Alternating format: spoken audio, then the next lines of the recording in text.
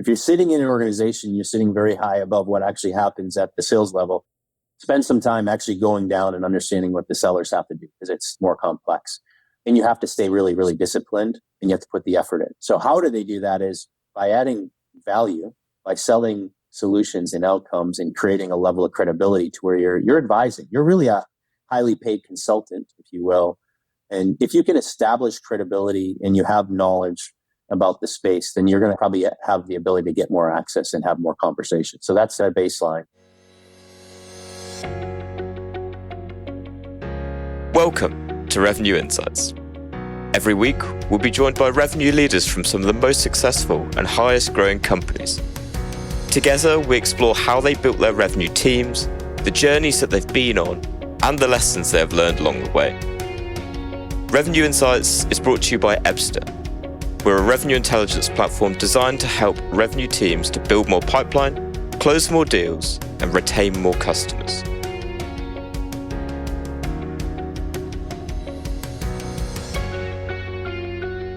Hello there. You are listening to Revenue Insights. This week, I'm joined by Phenom's GM VP of Sales, Jeremy Bono. Jeremy has led sales and go-to-market teams at ServiceNow, SAP, amongst others, before joining Phenom. Jeremy, pleasure to have you on. How you doing? I'm doing great, Lee. Thanks for having me on. Really appreciate the time.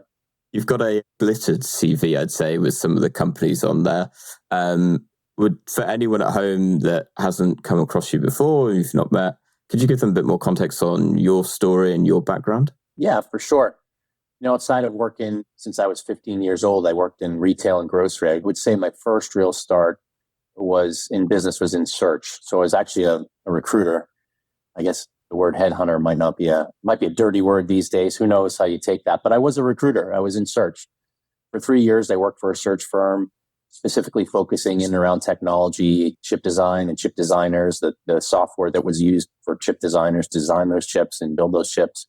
And I learned a ton. It was a really good kind of foray into the business world because you were picking up the phone and smiling and dialing. You had to have good quality phone scripts. You learned about the recruiting process, which is very similar to the sales process. You went out, you did your research, you identified talent, you qualified them, you recruited them, and ultimately helped close them to join the company that you were representing. So I spent a lot of time there, and I really attribute a lot of the success I had and the discipline that I've created in and around that first job.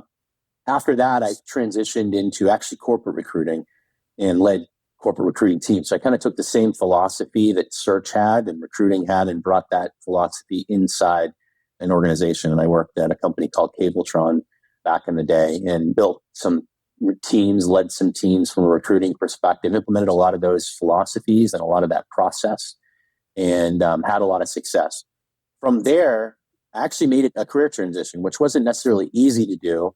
Two things happened. One, I met my wife, and we've been now together for over 20 years. That was 22, 23 years ago. So that was a really big thing that happened. And two, I made a career transition at the same time. I moved into software.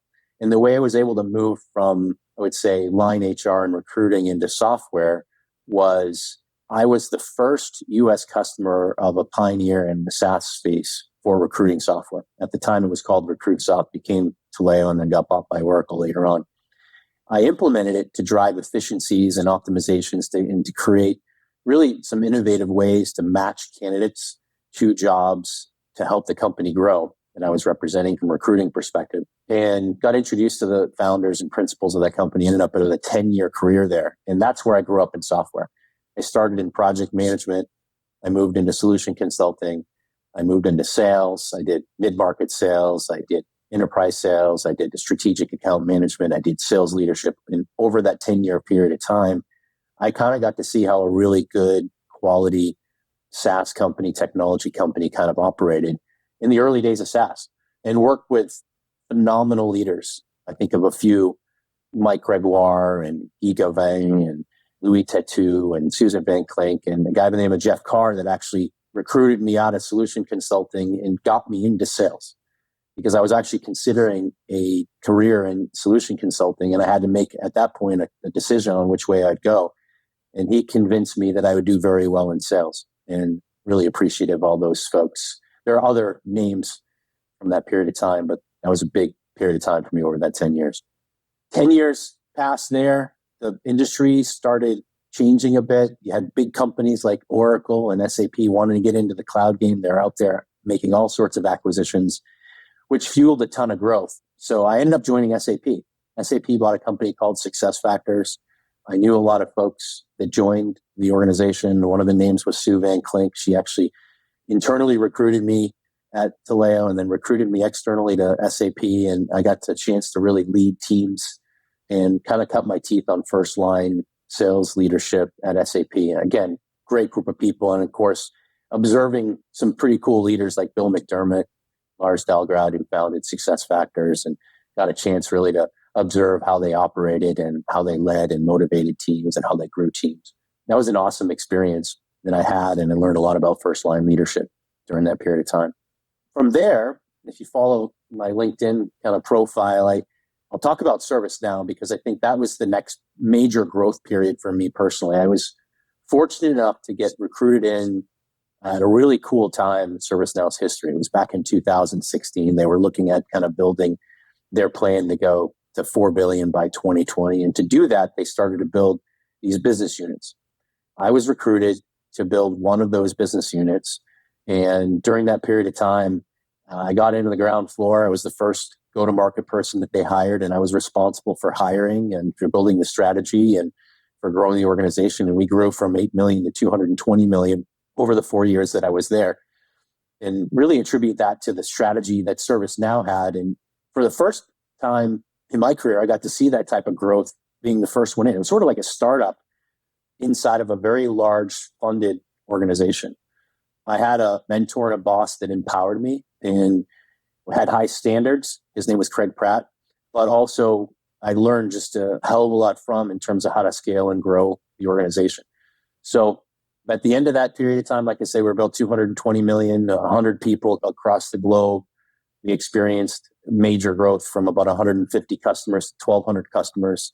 We were able to retain those customers. ServiceNow did such a great job with their platform that we had customers coming to us asking to speak and do references and things like that. And if you've sold software, been in the software world, that doesn't always happen. So again, just a great organization and awesome experience. And then from there, I left and kind of dipped my toes in startup world again and experienced the transition and helping a company kind of find their product market fit and transition from a kind of a point solution to a platform. And then I ended up here where I am now today at Phenom, which is interesting because I started in recruiting, as I mentioned, and now I'm back with a company that has a whole platform that started in recruiting and talent acquisition with candidates and things like that. And now we have a whole platform for driving a full-on experience across the organization. And here I am today leading teams, driving revenue, helping this company kind of scale and grow. In the phase that we're at, just briefly, is we're now in a phase where we're trying to bring people together, create some level of scale and predictability so we can maybe go IPO at some point in the future and or scale and grow the company to a lot larger where we are today. Amazing. And so where I want to begin is you joined Phenom, was it 18 months ago? Yeah, roughly. So when you first joined, could you just give a kind of a before and now in terms of the makeup of the team that was reporting into you from what it looked like when you first joined to what it's looking like now? Yeah, sure. Yeah, it's about 18 months ago. If you know, we also had another impact to the market we've been all dealing with during this period of time. So I think when I joined, it was just before some of those market conditions changed. And I was asked to lead some of our enterprise in verticals. So net getting my feet back in the water of net new selling, acquiring net new logos. And then the other reason that I joined was to help the company kind of scale and grow and mature in terms of our processes and things like that. So I've got a bunch of side projects that I'm responsible for. I wouldn't say a lot has changed. I mean, the market conditions certainly have impacted every company in the space. And if you look just outside of Phenom for a little bit, I think in general, a lot of companies, the way they scale is just by throwing bodies at things. And that doesn't always work. In fact, it only works when you have really good understanding of how you scale and grow, and then you can apply the body to it. So understand the unit economics and understanding the really important things of like, if I apply a human being to something, then I am going to get a yield out of it. So I think this company has done a really good job at making sure that we balance the need to hire with the balance to make sure that we create predictable and scalable processes that allow us to grow. So that's where we're spending our time right now, outside of just kind of growing the company. And in our space, we're the leader in our space. We had a ton of innovation over the period of time. So you can imagine when you have a lot of innovation, a lot of growth quick, you have existing employees, you have new employees, you have new process and new ways that you need to operate, new ways that you need to enable. So all of those things are all happening once. If you've seen anything, for me, what gets me out of bed is growth. It's the challenge of growth. It's the fun of growth. And when you're able to do it, there's a huge reward, not just monetarily, just from a standpoint of seeing the success and working with people and as a team, doing things together to actually grow the organization, scale the organization. So that's where we're at right now. I completely agree. And so let's dig into that a little bit more and the point around growth. So in the time that you have been there now, what have been some of those moments, perhaps a few different successes that you've had over the past 18 months where I guess it's the moments that put a smile on your face. It's like, this is why I do the job, because you're seeing something that you went and implemented really working. Yeah, I've always been the type to not want to sell software. I want to sell an outcome. That's what excites me. So figuring out what that outcome needs to be for that individual customer is really critical. So I think what we've really focused on here is good, solid discipline. This company already had pretty good sales discipline, but applying another lens to it and another layer to it around value selling and doubling down on really good discovery and focusing on how we can advise the customer, listen to the customer based upon their problems, and ultimately how it impacts the business. So we've spent a lot of time on doing really good discovery, taking that kind of problem solution value and building business cases with our constituents, with our champions, and helping them get projects approved when budgets are really, really tight and being questioned. They might have the budget, but it has to go through a whole nother layer of getting it released. In order to do that, you need to be really, really effective at your value thesis and why you're doing this for the organization. Because any good leader isn't just going to buy software to make their lives easier. It's got to make an impact to the business. So a lot of the time that we've been spending as an organization has been, how do we create the skills or improve the skills around business value outcomes for our buyers? And oftentimes the buyers don't know how to do this, right? They don't spend all day, every day pitching projects and buying software. So we're really advisors to help them do that. And to do that, you really have to go deep. You have to build trust. You have to create credibility. You have to advise. You have to understand the space. So those are a lot of the things that we're doing from a sales execution perspective. The other thing that's interesting is because of the market condition, the number of influencers and constituents involved in the process has just multiplied. And you have to make sure that you're not just staying single-threaded. So it's a team sport. It's always been a team sport. Nobody wins alone. Leveraging the company and your team to build the relationship with the customer is really, really critical. And then the way that customers want to engage has kind of followed suit on how they buy consumer technology. They may not want to talk to you. So you have to think about, in the age of AI and automation, how you interact and engage with your buyers, how they actually want to collect and learn. Nurture is going to be all automated in the future. It's already starting. So leveraging technology, we have some projects going on in our organization and how we actually can do automated discovery and then an automated demo based upon that. Because a lot of times you're talking as a sales team to people that maybe don't have budget or the timing's off from a standpoint of buying, but they want to learn about your organization. And sometimes they don't want to talk to you. They want to engage in a way that they engage buying a pair of AirPods or another consumer product. So many different ways that I feel like I could take that, but I'm going to focus on the first one. Yeah. You talked about like really trying to hammer out the discovery process there. Could you perhaps give to those listening, like, what would your tips be to them for really, like, one, why is a good discovery process valuable? And two, tips for really nailing that? Yeah, I would say forget about your product and be super curious. Those are two pieces of advice that I can give. All of us, probably, if we've been in sales long enough, have probably subscribed to some sort of methodology to help you get better at your craft. Value selling is one. We worked with a number of players, but I really like a company called Visualize, who's a founder, and CEO, Scott Angelis. We used them at ServiceNow. And what they were really, really good at is simplifying that down. And if you think about it, here I call it the Power Five. I talk about the problem. And as a salesperson, you're trying to dig and discover what the problems are and why they are. And you don't snorkel, you're actually scuba diving down into why it's important. And if you stick with the problem and have a real good clarity around the problem, then you can move on to the next phase of the process. And by the way, on the problem, it's really important you get down to how it's impacting the business. So somebody might want to accomplish something, but it may not have a business yield to it. So the project will probably never get approved, especially in times like this. So if you can figure out what that problem is or problems are and make a connection to how it's impacting the business. Is it impacting the customer? Is it impacting their ability to grow? Is it impacting their ability to drive more revenue? What is it impacting? You're going to have a high level of success at selling whatever you're selling. So the next one is really about the solution. And immediately with my team, even myself, sometimes when I get into it, I want to talk about our product and our solution. It's about how they're thinking about solving the problems that you just spent time learning about before you even talk about your product. So what have they tried before? How are they thinking about solving it? Why are they thinking about solving it that way? What do they think is going to be the outcome as a result? And then ultimately, once you understand their psychology around how they're going to solve the problem, you can start asking questions about how that you might be able to help them solve the problem with your product or your service or your offering.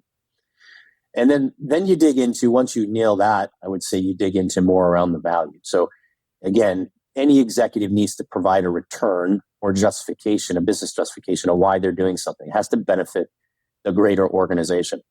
It has to drive value. There has to be a yield. So how are they thinking about that is a conversation. And what type of yield and outcome do they expect? Do they need to report on? And really spending some time aligning with the value thesis is really, really critical. And then you get into the other two aspects of like, all right, well, who else needs to get involved? So this is around the power base in the organization, or all the people that can either say no, yes, or stall what you're trying to do or what they're trying to do, really what they're trying to do, and you're helping them through it. And as I mentioned earlier, the number of constituents has only increased over the course of the last few years, and it's making the complex sale more complex. So sitting down and understanding all of that is really critical. And whether they're going to be a supporter or whether they're not going to be a supporter, or whether they have a different idea for a different solution, it's almost a conversation in itself. And if you're really good at all this and really efficient at all this, you can get to the last step, which is really, okay, well, we've had a good conversation. Can we develop a plan? Did you actually do your job? Can you get to the next step? Often the next step in many cases might be, all right, show me how you can solve the problem. It's a demo, but it's in the concept of problem, solution, value. So you're delivering that back. Before that, you're confirming a lot along the way. So you have a really good sense. So that's the discovery. Like that's kind of the philosophy that I was taught, and that I've learned. And there's probably a lot more to it, but being really curious and digging into it and making sure you have a really good understanding before you move on all of these aspects are really critical. That'll help you drive a really good quality cycle. Perfect. And you alluded to it there, which was the second bit that I wanted to dig into, particularly when you say, being curious around it. And it's around those, the number of influences that are included. And so I guess to add a bit of context to what you were mentioning, I think when we ran our analysis of about 37 billion of pipeline recently, it was 10 influencers typically are involved in the sales process. And the amount of people that I tell that to, they're just like, really? It's surprising to people. It's like, is it really that many? Because oftentimes, particularly when we look at the number of influencers that sellers are typically engaging, it's more around the 3, maybe to 6 number. And so there's a real disparity there. And what so often then comes up, which is what I'd love to hear your point of view on, is how are you recommending that your teams go about multi-threading deals as opposed to single-threading them? So it's from the understanding who are the influencers through to how do you actually get them engaged and on board? Yeah, well, it certainly isn't easy. That's one of the things I think. If you're sitting in an organization, you're sitting very high above what actually happens at the sales level. Spend some time actually going down and understanding what the sellers have to do, because it's more complex. And you have to stay really, really disciplined, and you have to put the effort in. So how do they do that is by adding value, by selling solutions and outcomes and creating a level of credibility to where you're advising. You're really a highly paid consultant, if you will. And if you can establish credibility and you have knowledge about the space, then you're going to probably have the ability to get more access and have more conversations. So that's a baseline. Like, be a student of your craft, a student of the business, a student of the customer, their customers. Really get a good sense for who you're talking to and what the challenge is. So you're actually teaching them something when you come to the table. If you do that, then you're going to naturally, people are going to want to talk to you. They're going to want to hear what you have to say. Now, the tactical part of multi-threading is really understanding the who first. Like you mentioned 10, that's spot on. In some cases, it's more than 10, depending upon the complexity of the company or things like that. So understanding the who is the first step to the process. And then you never go into a sales conversation by yourself these days. We're all surrounded by great resources. So the really, really good sellers they're trying to figure out how do they leverage everybody and align everybody in an account and being okay with it. So it's a conversation, whether it's a deal review or part of the weekly calls or just stand-ups, whatever you're trying to do, you're all in sync with what's happening. And the actual seller is coordinating and quarterbacking that whole process. So use other people as part of the process. And don't be fooled. If somebody's not willing to give you access, why? Is that because you haven't created credibility? Is that because they want to go about it on their own? Well, you have all this knowledge and data. If you stay there, you're likely going to be stalled or you'll lose your deal. And that's what we see happen with the data that we look at every single day. We often try to get to the executive and the ultimate power person, decision maker. Because I can tell you, I just did 3 or 4 of them the last few weeks, and our teams, both at the champion level and at the seller level, thought everything was great. We did an executive review, and they're concerned about capacity. They're concerned about the priority of the project. They're concerned about the cost of the project. They don't really fully understand why they're doing the project. So up and down the organization, you have to create clarity as to the business value and justification, understand the questions that they have, and then leverage people in the organization to help you collect that data, build the relationships and things like that. The one bit that I want to dig into perhaps a little bit more there, when you say, assumedly, to the example that you've just given with the executives, assumedly you've got kind of the relationship there. So what does that look like in reality when you're actually doing it? Is that a meeting that you're having that you're taking your rep into and it's a, quite an open conversation? Is that something that you're kind of doing on the side? I'm just very curious because that's, as you say, so often it's those high-level executives that you really want to get on board because they're ultimately going to be the real gatekeepers at the end of it. They go, we don't have the budget for this. We don't have capacity for it. Yeah. I mean, it's kind of it's a test to see how serious they are about doing something. So if you have an executive sponsor in a particular customer, getting access to them is asking. And here's why you're asking. And ultimately, if you have a really good champion, they're willing to do that for you. And you can articulate why it's important because you go through all these processes, you see all these cycles. It's really, really critical. So if they're agreeing to the meeting, that's probably a really good sign. If they're not agreeing to the meeting, you want to know why. Is it because they have other priorities, they don't care about this project, and that's pretty telling in a sales cycle. But usually, if you have a qualified deal and you're in process, they do want to align and hear from another executive. It could be that they attended an early presentation and we're going back and tapping them and wanting to align with them. It could be that they want to hear more about our strategy as a company or where we're investing, so they're curious. And from our side, obviously, we're interested in aligning in confirming a lot of the things we've heard along the process between the two teams. They're managing a team, we're managing a team I'm managing a team from a sales perspective. So those tend to be one-on-ones. I find that one-on-ones are really, really the best because you have no other distractions. People tend to be a little bit more open and more direct, and they're not as careful with what they need to say or how they say it because there's nobody else in the room. And they want to talk to another decision maker. So it's just as much on me to come prepared as my sellers to those conversations. And the way I start those conversations is really around confirming the outcomes. Here's what we heard through the process. This is what your team tells me in terms of what they're trying to accomplish and why they're trying to accomplish it. We believe that these are the problems and these are the business issues and ultimately these are the outcomes. Is that correct? Do I have that correct? If not, please help me understand. And that's the start of the conversation oftentimes. And then from there, it goes into, all right, here, in my understanding in terms of what's important to you in terms of go live dates or launch dates and when you want to actually see those outcomes, you confirm a lot of that stuff. and where we are in the process. And then hopefully offering up some advice if they have questions or concerns, or, hey, what do you think about this? You're getting them to maybe think about things maybe a little bit differently, offering a different perspective, and then leaving the door open to continue the conversation. Whether that happens right away or that happens down the line after they go live, they always have an executive that they can help navigate inside your own organization or help to solve a problem or answer a question. Well, I love that. And what was coming up for me was how that so nicely aligns with this point you were making earlier around you are selling an outcome and not the solution, right? And actually got that trust and credibility there, where it's how can we work together rather than how can you buy our software, right? Yeah, I mean, nobody wants to force a square peg into a round hole or get on a call and pressure an executive into signing a deal. And if you do all the right things, these will happen naturally. And that's what ultimately matters. You want to have the customer's best interest. Yeah, we're all trying to work on linearity monthly or quarterly or whatever our goals are, but it's not about us. It's about the customer. And the better we get at thinking through the customer lens, the more success we're going to have meeting our numbers and objectives and our commitments to our organizations. Yeah, perfect.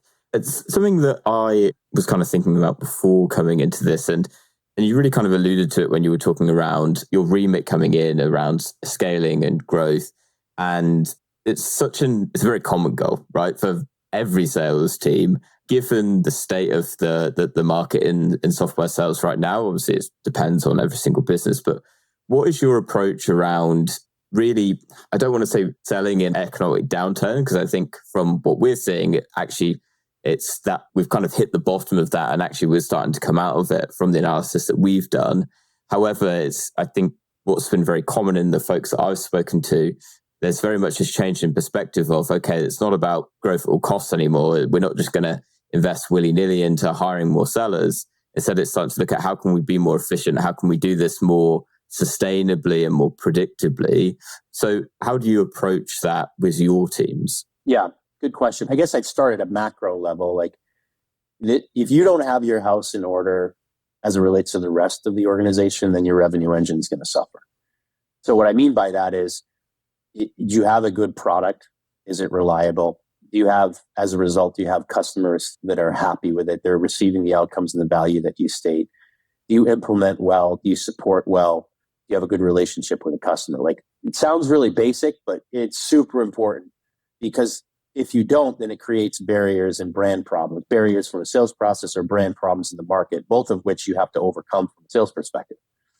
And they happen with software and technology. So if you have an issue, as long as you have a plan, a timeline, and the result, people can understand those things. So it's in a downturn, hopefully your house is in order so you're not dealing with those things, because to your point, we've all sold through downturns. And if you have a solution that's going to do more, right, or less, it's going to automate things, it's going to drive value, it's going to align with what they're trying to do from an organizational perspective, then they're always going to invest in those things.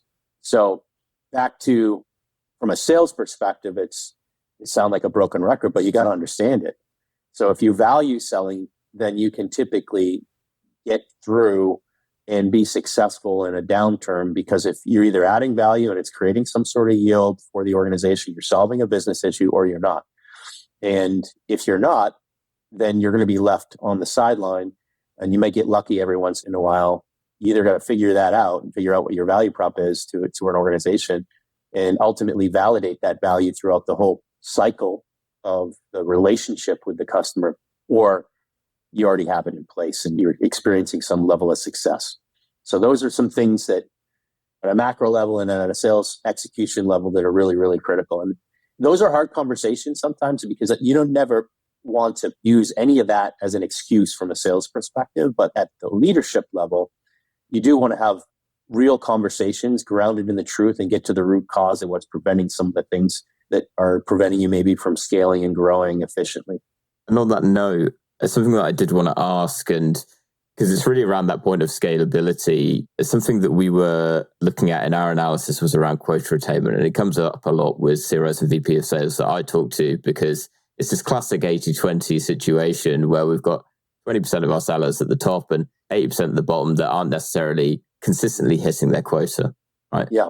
And to your point, it's not necessarily around just we're just going to keep chopping off the bottom and continue adding more in the top, hoping that this is going to get better. So from that point of view of scaling and growth, you obviously want to create, and don't want to take words out of your mouth, but you want to create that scalable foundation, right? So how are you approaching that within Phenom around quota attainment, and how are you, I guess, not only investing more in your top performers, but also how are you working with your, I don't want to say lower performers, but you know, the middle of the pack to help get them onto the next level? Yeah, I think to your point, it's a lot easier when you have a smaller team that's engaged, and there's a dynamic there with smaller teams that can create a pretty big outcome.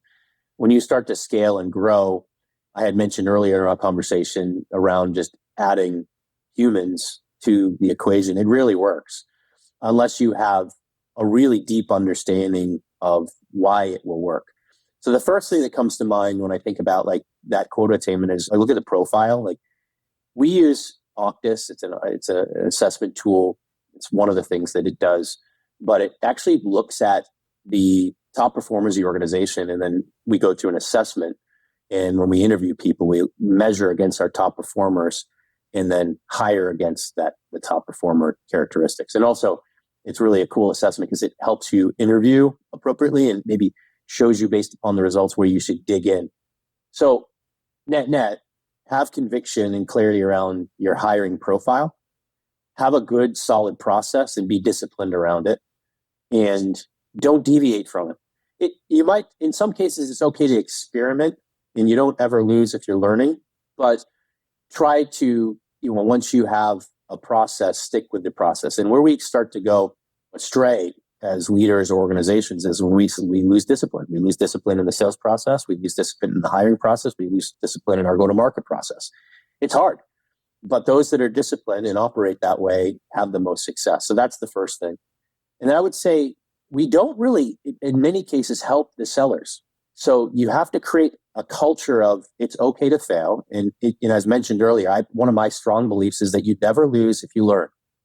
And if you're learning and you're actively applying those learnings to the next opportunity, then you're going to get better. So create a culture where you're not you're cracking the whip all the time. Sometimes you need to but create a culture. Hey, it's okay to fail, learn from it. Let's move on, apply from it, and then try to scale it. So that's the other part around leveraging effectively an enablement team that's aligned to your go-to-market strategy, that's aligned to your hiring strategy, and really can create a framework and then really good content based upon where each of the sellers are at. So meeting the seller where they're at. In many cases, they just need a playbook for creating pipeline. In other cases, they need a playbook for executing well against a sales process, right? Or proper discovery, whatever those areas are. So creating that. And then I think the first line leaders are really critical roles in really any organization, in particular in sales and the sales organization, because they have to manage, but their job is a coach. So, and they need to be adding value, not just reporting up. They need to be adding value down to the individual seller and understanding the skills and where they're really strong and maybe where they're a little weaker, where you can help fill in. It might be different for each one of your performers. So if you can figure that out, I think you can have a lot more success at trying to rounding out that curve where you have the haves and the have-nots, if you will. I would love to ask, if you're happy to share, what are the characteristics of your top performers that you've kind of taken forwards into hiring? Yeah. Well, I mean, naturally, there's somebody that has experienced some level of success before. So if you're looking for somebody a little bit more seasoned, they've had some success, and the way they've had success is through some of the way they operate, how disciplined they are. So their principles for applying a lot of what we talked about with value selling through the process, by nature, they're highly curious. I would say they're responsible. I would say there's a level of intensity. All of those three, by the way, are part of our core values at Phenom. So you can apply those core values into the sales process. Intensity, not in a bad way, just intensity from a standpoint of when I show up, I'm showing up with my all. So there has to be a will there. And then the skill is the other part. So I think in our space, the knowledge around the industry and the product are really critical, because you might find yourself in a conversation like this one-on-one where you can't rely on somebody that supports you, whether it's a solution consultant or somebody that's helping you with a level of expertise, or somebody that's strategy or transformation. maybe they're asking you business questions. You really have to have a good, solid understanding and interest to be able to coach, advise, and know the product. So you can apply it in that moment, in real time, situationally. And then from there, I would say back to the will, I want to win. I want people on my team that wants to win. I want people on my team that want to be the best. I want people on my team that really take it seriously, that this is a craft and this is about developing their craft. I want people on my team that operate like a team, that really, they leave their ego aside and they look at the customer and the company first and what they can apply to help really solve problems and drive success. Those are some of the things that I think about when I hire people and the people that I want to work with. I love that. And also obviously love that it aligns with the cultural values of the company as well. And seeing that filter down, not just from the folks in the C-suite, but all the way down into the frontline sellers. And I'd imagine that has a profound effect when you're selling to people as well, because that's the same kind of cultural value set that everyone is pulling from. Yeah, absolutely. Sometimes you get it wrong, but nobody's perfect. Admit it, learn, move on, apply those learnings, and keep going. Yeah, absolutely. Jeremy, final question. What is one book that you would recommend to other revenue leaders? Yeah, I'll give you a book, but I kind of look at this question maybe as how I might develop myself. It's on us individually to take ownership of our own development. Now, we need help along the way. We need mentors. We need advice. We need perspective. But oftentimes people show up and what are you going to do for me? Now, what are you going to do for yourself? Because ultimately, we own our own development, no matter what level in the organization. So I'll talk a little bit about how I do that myself, but I'll give you the book first. And I mentioned Craig Pratt, who is my direct leader and also a really good friend and mentor at ServiceNow. He gave me a bunch of good books, but one of them is Ego is the Enemy by Ryan Holiday. So just a basis of all of us have ego naturally. It's the human nature. So some of us have more than others, but how do you set that aside? And it's not about me. It's about us. It's about the organization. And I think that was a really short read, good book that obviously the name of the book says a lot of what's in the book, but I'll leave it with you and the listeners to maybe pick up the book and learn a little bit more about it. I'm a big fan of David Novak. He was the chairman and CEO of Yum Brands. When he retired from Yum Brands, he went out and he has a podcast where he interviews some phenomenal world-class leaders. You name it, that person's been on his podcast. He's a big fan of leadership. He's a big fan of recognition. And he kind of has developed the next part of his life and his career to helping other leaders develop themselves. So I'm a big fan of what he does. He talks about taking people with you and to get big things done. And you got to have people when nobody does things on their own. I can tell you, I had a world-class team at ServiceNow. We had world-class teams at SuccessFactors. We have a world-class team here. You don't do anything on your own, and you want to be a part of that because it's bigger than yourself, right? And then I belong to a community called Pavilion. It used to be called the Revenue Collective. Two of my colleagues at ServiceNow, when I left ServiceNow, actually introduced me to them. And one of the reasons why I joined is because I had traveled so much around the world in my roles, and I live in New England and found myself not really knowing a lot of network and other revenue leaders in the New England area. So that was one of the main reasons I joined, is to start to build my network here locally, because I've been traveling all over the world. With that, now Pavilion membership, I've taken their revenue ops schooling, which is a 10-week course, and ultimately a certificate. It's obviously homework, but they bring in every week a new speaker and you learn a ton about that. I just finished the CRO school over there. I learned a lot from that. So it's that concept of never stop learning and be super curious, and how do you better yourself every single day? That's the framework that I've used. I also have a plan. Like, my goal someday is to become a CRO of an organization. When that time comes, it will be when it comes. Up until that point, if I'm serious about it, I've got to become quote unquote CRO ready. And in order to do that, I've got to up my game. So for me, the areas that I'm working on is around executive influence, data, really understanding the unit economics of your operation, of your organization, more on the financial side, so I can have good conversations across the executive team. These are all things that I am working on personally to get me to that next level. So many fantastic recommendations. I would second Ego is the Enemy. That also great book. And shout out to the folks at Pavilion as well. I myself have done a few of their courses as well. And it goes a long way to, I think, starting to put more practical tips on the kind of topics that we talk about on this show. into practice. So do check them out. And I'll make sure that we've got links to all of those down in the show notes below. Spectacular. Jeremy, thank you so much for your time and for your insight. For anyone listening, if they've got any questions for you or they perhaps want to connect, where can they find you? Thank you, Lee. Find me on LinkedIn. I love to connect and talk with folks. I learn a lot from those conversations. I learned a lot from this conversation, Lee. So I appreciate you and the time you've given me today. I hope it was useful to the folks that are listening. Thank you so much. And I learned a huge amount from it anyway. So thank you so much again, Jeremy. And to everyone that's listened this week, we shall catch you next week. Thank you. Thanks for listening to Revenue Insights. If you want to learn more, subscribe to our newsletter and we'll deliver every episode straight to your inbox. If you have any questions, feel free to connect with us on LinkedIn. Our links will be in the episode notes. See you next week.